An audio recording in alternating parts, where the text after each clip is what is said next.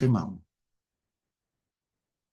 Hi, my name is Lucas and I'm 13 years old. I'm in 8th grade and I'm from here.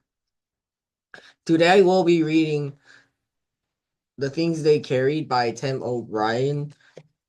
The reason why I like this book is that it talks about like all the things they carried and so today we're gonna be reading pages 27 to 30. Many years after the war, Jimmy Cross came to visit me at my home in Massachusetts. And a full day we drank coffee and smoked cigarettes and talked about everything we had seen and done so long ago, all the things we still carried through our lives, spread out across the kitchen table, were maybe 100 old photographs.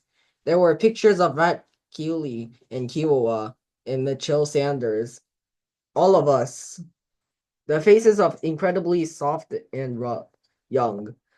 At one point, I remember we paused over a snapshot of Ted Lavender, and after a while, Jimmy rubbed his eyes and said he'd never forgotten himself for Lavender's death.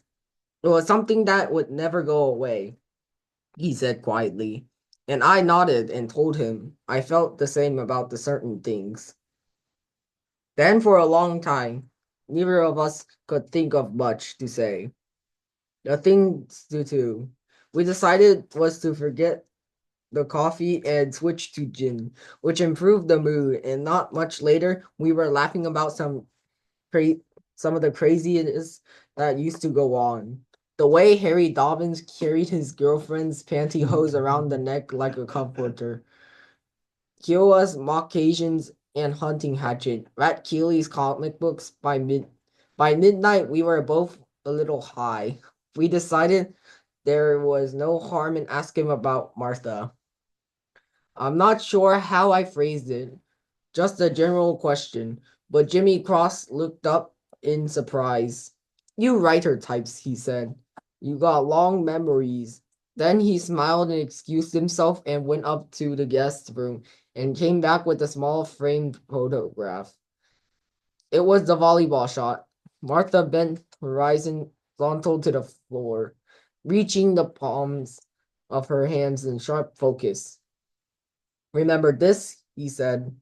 I nodded and told him. I was surprised. I thought he burned it. Jimmy kept smiling.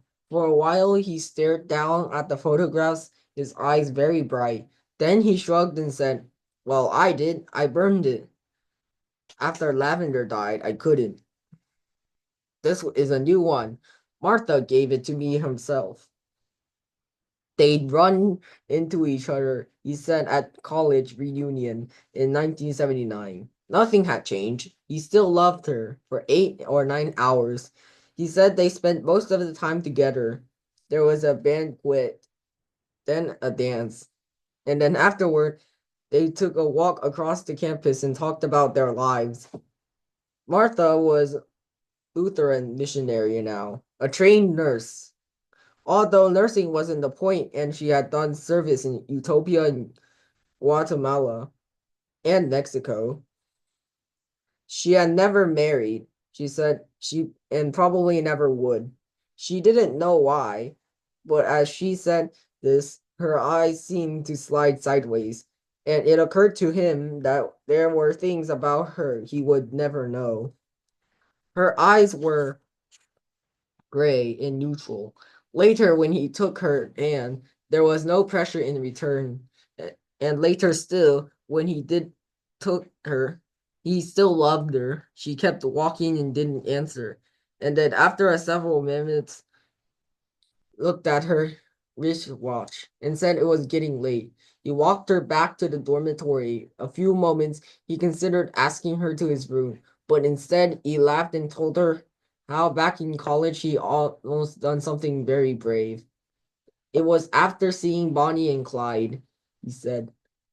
And on the same spot, he almost picked her up and carried her to his room and tied her to the bed and put her hands up on her knee and just held it there all night long. It came close, he told her. He almost done it.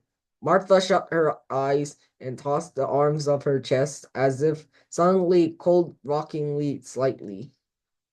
Then after a time, she looked at him and said she was glad she hadn't tried it. She didn't understand how men could do those things. What things? He asked. And Martha said, the thing men do. Then he nodded. It began to form. Oh, he said, those things. At breakfast, next morning, she told him that she was sorry. She explained that there was nothing she could do about it. He said he understands, and then she laughed and gave him the picture and told him not to burn this one up. Jimmy shook his head. It doesn't matter, he finally said. I love her. For the rest of his visit, I steered the conversation away from Martha.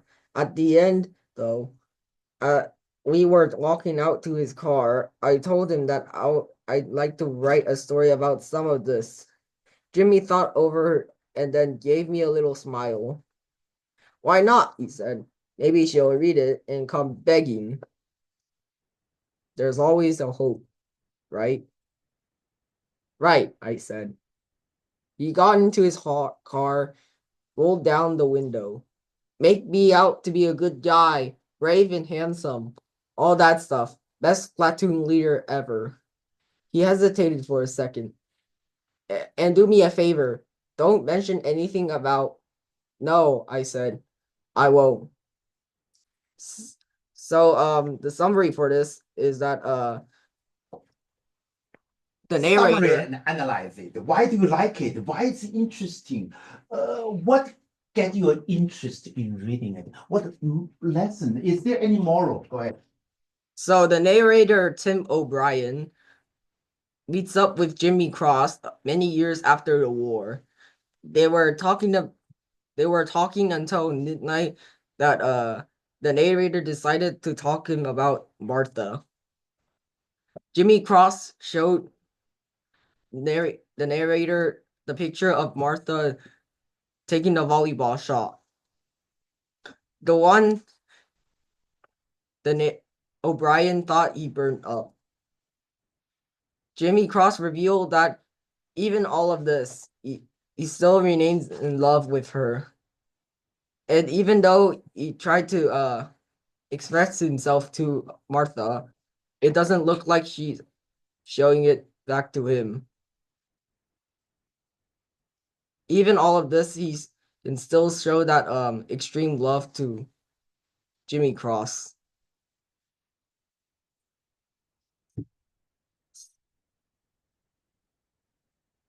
Is there any moral or no moral? But it's interesting story. Well, I don't really think there's a significant moral in here, but I feel like it's like a good story. Wow. So I think differently. I think the moral is war is hell. Avoid them like a plague, especially for the young people in our age. But I may be wrong. Good job. Wonderful job.